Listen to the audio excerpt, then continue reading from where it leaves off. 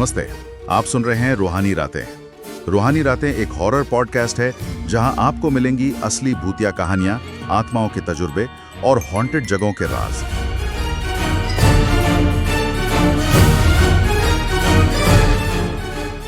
कहानी का पूरा आनंद लेने के लिए हेडफोन का उपयोग करें और बत्तियां बंद कर दें, क्योंकि ये वक्त है रूहानी रातों का।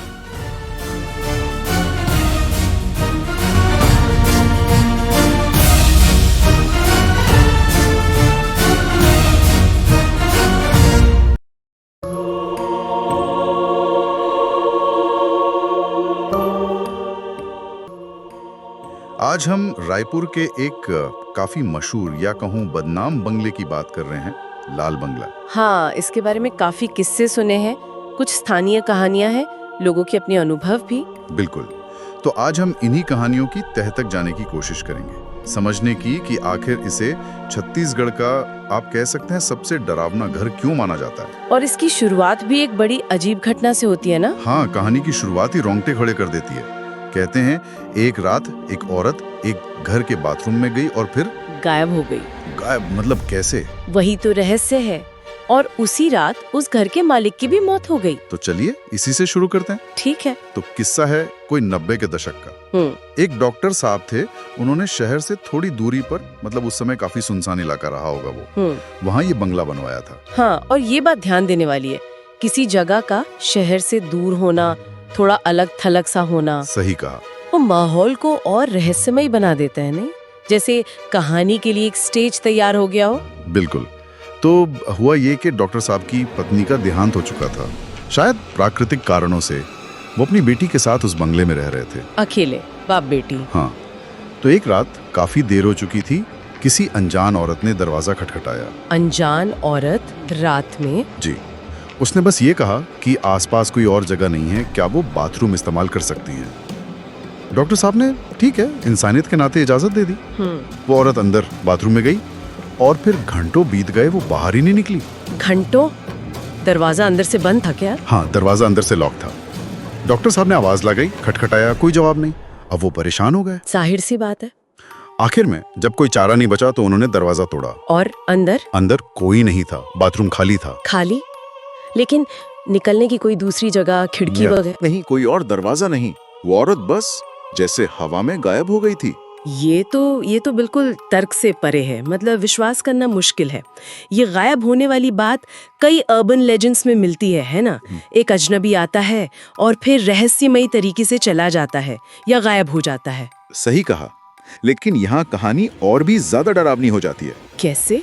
उसी रात जब ये सब हुआ, डॉक्टर साहब की बेटी ने अपने पिता को खिड़की से लटका हुआ पाया, मृत। ओहो, उसी रात? हाँ, पहली नजर में तो सबको यही लगा कि ये आत्महत्या है, शायद उस औरत वाली घटना से परेशान होकर या किसी और वजह से।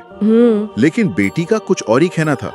उसने कहा कि उसे पूरी रात घर में किसी औरत के हंसने की और कुछ फुसफुसाने जैसी अजीब आवाजें आ रही थी। अच्छा। उसका तो पक्का यकीन था कि ये आत्महत्या नहीं है, कि उसी गायब हुई औरत ने उसके पिता को मारा है। ओहो, ये तो बहुत ही भयानक मोड़ है कहानी में। पर इसने तो अपनी रिपोर्ट में इसे आत्महत्या ही माना। केस बंद हो गया। पर स्थानीय लोग और वो बेटी, उनके लिए ये एक सुपरनैचुरल घटना थी। और तभी से शायद इसका नाम लाल बंगला पड़ गया, या ये पहले से लाल था? ये पक्का नहीं है। हो सकता है बंगले का रंग लाल रहा हो, या खून खराबे और डर की वजह से लोगों ने इसे लाल बंगला कहना शुरू कर दिया हो। बस ये भूताहा मशहूर हो गया। लेकिन इसमें एक और बात है ना, मैंने सुना है कि एक और कहानी भी है इस बंगले से जुड़ी हुई।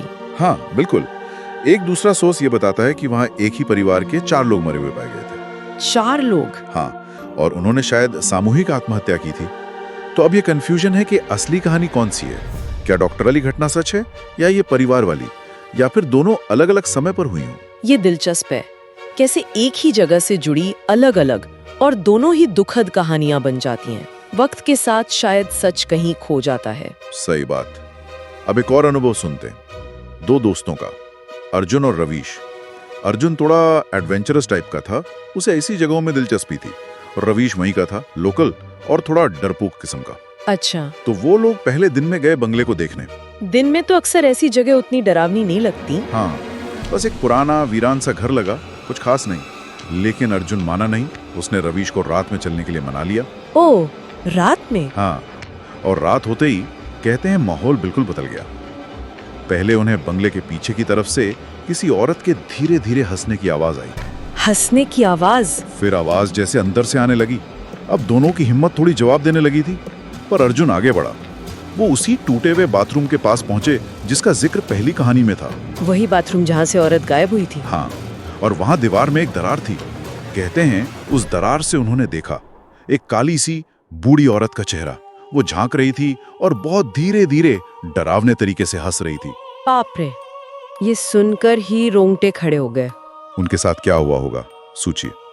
दोनों इतनी बुरी तरह डरे कि बस पलटकर भागे वहां से। भागना ही था। और भागते हुए उन्हें लगा कि अब जैसे एक नहीं बल्कि कई सारी औरतें एक साथ हंस रही हैं।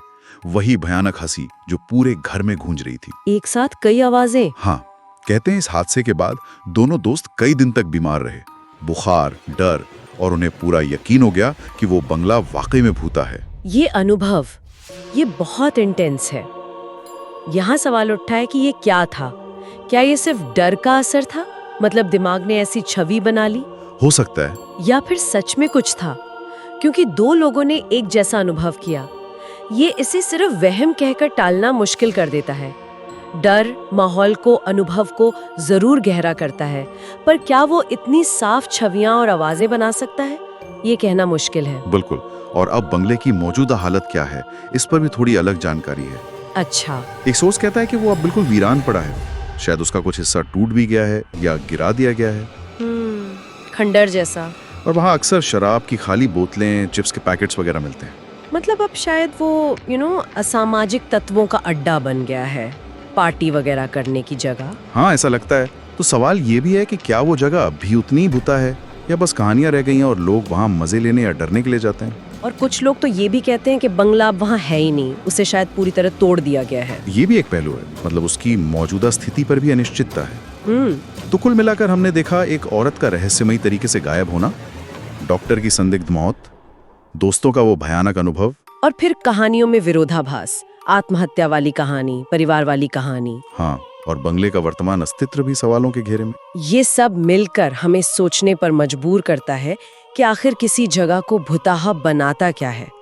क्या वो सिर्फ वहाँ हुई कोई घटना होती है, या फिर लोगों का उस पर यकीन? बिल्कुल, वो सामूहिक विश्वास जो कहानियों के जरिए फैलता है पीढ़ी दर पीढ़ी। और जगह की हालत भी, जैसे उसका वीरान होना, टूटा फूटा दिखना, ये भी उस भुताहा वाली धारणा को और मजबूत करता होगा, नहीं? हाँ, ये मुमकिन है। एक जर्जर इमारत वैसे ही डरावनी लग सकती है। सही बात है। और अगर मान लें कि बंगला अब है ही नहीं, तो भी उसकी कहानियां क्यों जिंदा है, ये भी एक सोचने वाली बात है। शायद यही इन स्थानीय किंवदंतियों, इन लोकल लेजेंड्स की खासियत होती है। वो सच और कल्पना के बीच पनपती हैं और कभी-कभी जगह के मिट जाने के बाद भी लोगों की यादों में, उनकी बातों में जिंदा रहती हैं। ये हमें सोचने पर मजबूर करता है कि आखिर हम इन कहानियों में इतना खो क्यों जाते हैं, या क्यों इन पर यकीन करना चाहते हैं। बिल्कुल, ये एक दिलचस्प सवाल है।